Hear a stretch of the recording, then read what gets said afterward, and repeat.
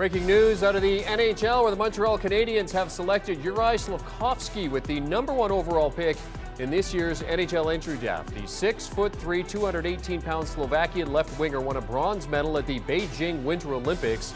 He also was the MVP, scoring 7 goals in those games. This is the first time Montreal has had the #1 overall pick since 1980 when they took Doug Wickenheiser. It's also the first time a Slovakian has been selected with the first overall pick in NHL history. And for more on this pick, let's bring in CBS Sports HQ hockey analyst Alan May. Alan, thoughts on the choice by the Canadiens here, opting to go with Slafkovsky over Wright, who is who we thought they would take?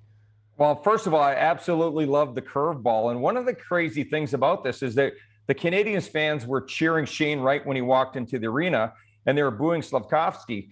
And you look at the Canadiens weren't swayed by that. They obviously wanted this player. There's something about him. You cannot teach big. We talked about that earlier today. And you look at everywhere he's been on the big stage. And when you look at the tournaments, the Olympics, the World Championships, he stood out. He succeeds. He's not just a young player trying to fit in. He dominates.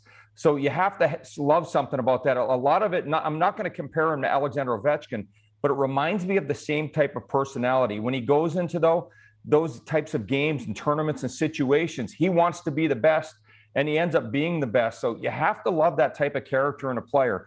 They talked about on one of the other channels that we've been watching tonight that, he's got a nice personality. It doesn't really matter. Well, I'll tell you what, when you have confidence in yourself, you can be more of yourself. And I think that really goes a long way into helping you get your career started. When you walk in the dressing room and don't act like you're 5 years old, even though you feel like you're 5 years old, you act like you belong. So right now, and goal scorers are at a premium. This guy will be able to score goals at the National Hockey League level. His skill set is incredibly dynamic for the height right now, and he's only going to continue to improve.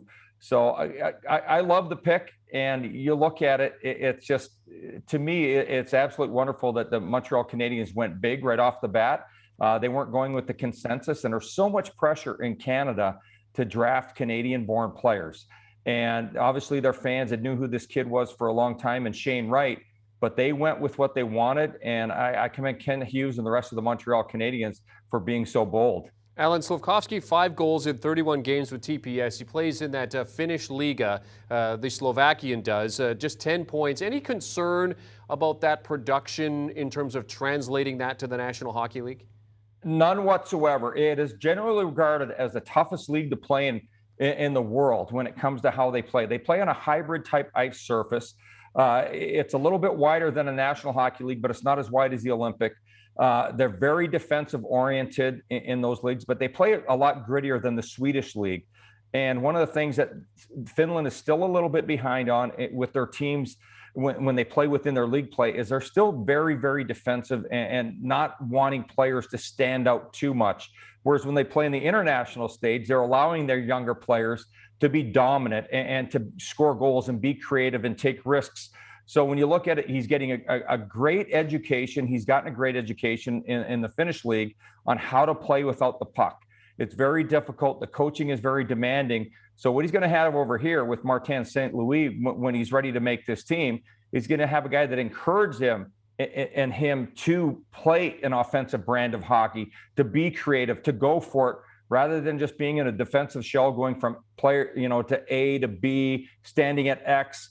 And he's going to allow him to be able to be the best player, the best offensive version of who he is. And that will be really good for his career. And nice to see the cousin, the new head coach of the Montreal Canadiens, getting a nice ovation there. Obviously very excited, our Montreal Canadiens fans. So in terms of Slafkovsky and his development and kind of where he fits into this Montreal team, what do you think his immediate impact is going to be? Well, it's going to be tough. Montreal is still a team. They sold off their defensemen late in the season. Brett Kulak, Ben Sherratt, those guys went on to different organizations. One went to the Edmonton Oilers, the other went to the Florida Panthers. And so they're still a team. You have to have good, solid defensemen. They don't have Shea Weber coming back. His contract was traded away. We don't know what's going on with Carey Price. So they're a team that's definitely in transition, that's going to go younger. It's a lot harder to be an offensive weapon on a team that is struggling. So unless they can fortify their defense, it's going to be very hard for him to come in right away and stand out. But you never know. This is a player that once again has been defying everything with what he was able to do at the Olympics and the World Championships. You and I were talking before we came on about the slew of picks that the Canadiens have. 14 picks in this draft, 7 in the first 3 rounds, expecting possibly for them to make some moves. But Alan, when you look at this team, given the fact that there are going to be more bodies coming in, possibly some deals made, but where they are right now, how far away is this team from competing for a Stanley Cup and making the playoffs? Well, you look at where they were a few years ago. They were competing for the Stanley. They were in the finals. And all of a sudden they don't make the playoffs or dead last. And I still believe that they're about 3 years away because they have to add defensemen. They're nowhere near close to what they need to compete in the National Hockey League. They have an excellent coach, and he's done very good things. And they lost one of their assistant coaches. But I look at what they need to do. They have to build with defensemen. They have to get goaltending solidified. I like the crop of forwards that they have. I like the identity that Martin St. Louis created. But it's hard to win right now if you don't have a good group of defensemen. So right now, I look at them. I heard Jeff Petry's on the block. So they're going to be starting from scratch with all 6 of their defensemen, basically. And Romanoff is very young, only a first, second-year player. So he's still got some growing pains left. So this team's going to have to add defensemen. Maybe that's done through trades, via trade the next few days. But I can't see them being able to load up unless they're getting rid of some of their name players. And that's not necessarily what you want to do right now as you're trying to get these players. You don't want to continue losing. You have to find a way to get back on board and make sure that you're not hurting the development of Suzuki, Caulfield, and Slafkovsky. It's incredible to think 365 days ago, the Montreal Canadiens were playing Game 5 of the Stanley Cup Final, which they lost to the Tampa Bay Lightning, who won their 2nd cup in a row. Now, first pick in the NHL draft as they look to rebuild and try to get back to Cup contender. CBS Sports HQ NHL analyst Alan May analyzing the first overall pick in the 2022 NHL Draft. Juraj Slafkovsky going to the Montreal Canadiens. As we take a look at the odds for next season, you won't see the Montreal Canadiens there amongst the favorites. They are plus 10,000 as it turns out. The defending Cup champion Avalanche are your Cup favorites at plus 400. Tampa Bay and Toronto at plus 900. Florida next alongside the Las Vegas Golden Knights. Both of those two teams with new head coaches as they head into the next season. Do you want a sports network that delivers everything that matters about the game? The highlights, the picks, the instant analysis, no yelling, no fake debates, no politics. Hit the subscribe button and never miss a moment.